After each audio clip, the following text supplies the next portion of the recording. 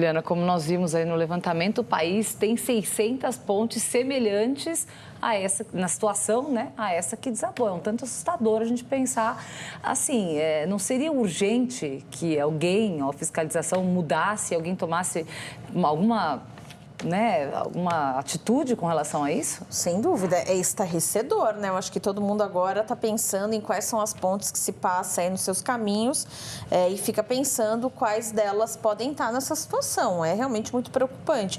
Acho que nesse cenário, sem dúvida, é fundamental, primeiro, que o DENIT consiga fazer uma investigação adequada para entender o que aconteceu, porque o DENIT é responsável por fiscalizar a infraestrutura dessas pontes, entender as condições em que elas estão, inclusive fazendo as licitações necessárias aí para as obras de manutenção.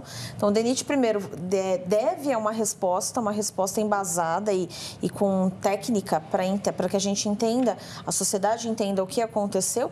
E, é claro, as pessoas que foram negligentes nesse caso precisam ser responsabilizadas, né? A gente está falando aí de pessoas que morreram, pessoas que perderam entes queridos num ato aí que pode ser uma negligência muito grande.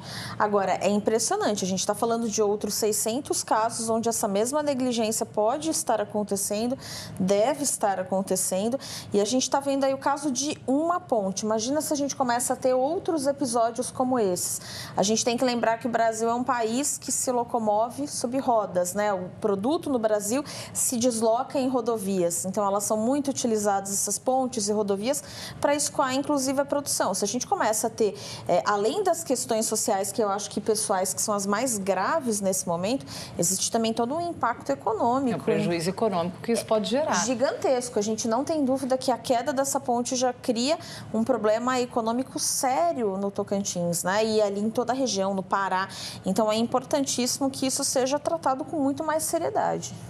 Para Sakamoto, quais são as responsabilidades dos governos federal e estadual diante dessa tragédia? Olha, no caso dessa ponte, a responsabilidade é federal, né? É uma ponte federal, passa 2 BRs em cima dela, inclusive a Transamazônica passa em cima dessa ponte também, está interrompida, portanto, né? O DENIT tem a responsabilidade sobre isso e as verbas são federais. Também tem pontes que são estaduais, pontes que são municipais e cada um com a sua responsabilidade. A questão é que o Brasil hoje, ele tem uma bomba relógio estrutural, né? Ele pontes, viadutos são um exemplo, é a ponta do iceberg disso.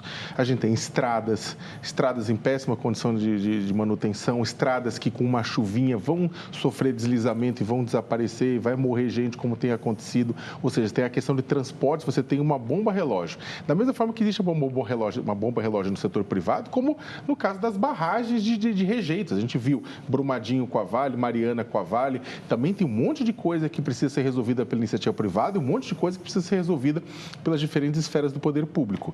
Isso significa o quê? Dinheiro. Na questão federal tem que vir dinheiro para isso. E, novamente, para terminar, a questão das emendas.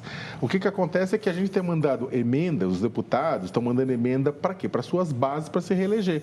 Só que a gente precisaria de recurso para investimento nessa área. Dinheiro grosso entrando para a gente fazer uma manutenção ampla. Para isso, tem que deslocar dinheiro de emenda para um dinheiro de política estrutural, coisa que não está acontecendo.